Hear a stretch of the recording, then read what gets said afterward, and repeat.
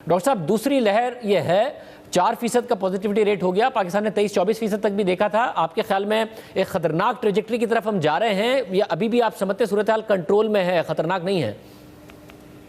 मैं समझता हूँ जी, सूरत हाल उस जगह पे है जहाँ इस पे बर वक्त फैसला या कुछ बर वक्त फैसले लिए जाएं तो इसको कंट्रोल में रखा जा सकता है, नहीं तो ये बिल्कुल ख़तरनाक सिचुएशन तक पहुँच सकती है।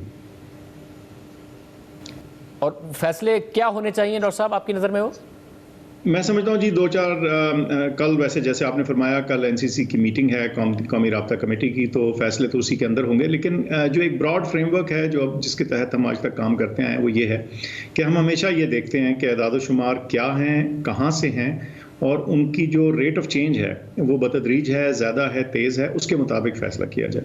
तो एक तो ये है कि जो हमारे एग्जिस्टिंग SOPs हैं उनकी एनफोर्समेंट ज़्यादा सख्त होने की ज़रूरत है, वरना कागज़ पर लिखी हुई चीज़ का कोई फ़ायदा नहीं है जब तक उसको अमली जामा ना पहनाया जाए। और इसकी जो इन्फोर्समेंट है, हमने बाहर क्या कोशिश ये की है कि वो लोकल इंतज़ामिया के पास हो, बिकॉज़ वो सारा जो फ्लेक्सिबल फ़ैसला है वो लोकली ही किया जा सकता है। हर शहर, हर कस्बा, हर सूबा अपने पॉपुलेशन की डेंसिटी और जनरल लेआउट से थोड़ा बहुत फ़र्क होता है, तो ये फ़ैसले लोकल होने चाहिए।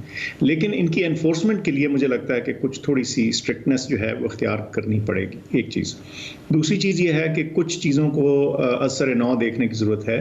लार्ज गैदरिंग्स हैं, शादियां हैं, रेस्टोरेंट्स हैं, बाकी एक्टिविटी है, कमर्शियल एक्टिविटी है। अब जाहिर है हमारी कोशिश ये है कि हर जो रास्ता इख्तियार किया जाए वो ऐसा हो जिसमें कम से कम डैमेज या नुकसान या रुकावट हो हमारी इक्तिसादी ज़िंदगी को, लेकिन साथ साथ हम बीमारी पे काबू पाने पे कामयाब हो सकें।